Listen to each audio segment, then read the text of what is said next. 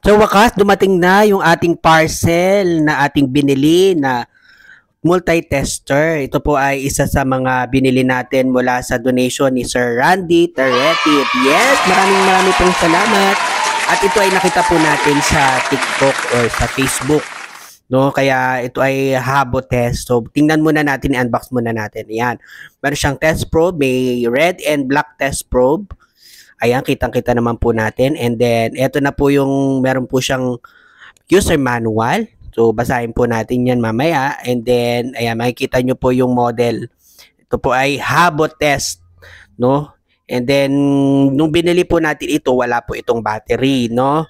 Kaya ngayon, ayan, makikita nyo po na meron pang siyang rubber casing. Tapos, sa likod po niyan, ay kailangan po natin na lagyan ng battery. Ayan. So, buksan natin. Meron tayong nakitang battery. Kunin muna natin yung battery ng remote kasi wala tayong battery para matest natin ang ating bagong-bagong Habo Test multi-tester. Yan.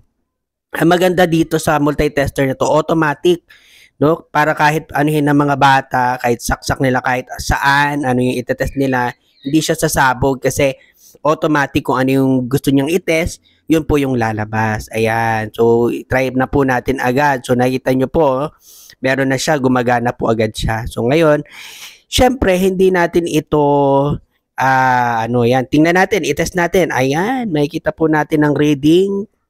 Ano pong reading? 221 volts ang ating voltahe. Yan po ay line-to-line connection. Yan. O, syempre, tuwan-tuwa tayo niyan. Tingnan pa natin yung sa kabila. Baka mamaya yung isa lang. O, ayan. Line-to-line connection po yan.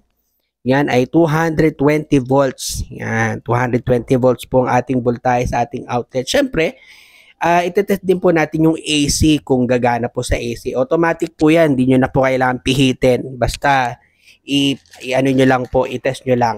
No? Ayan, i-test po natin tong battery na to. Yan. So, syempre, kapag negative, black.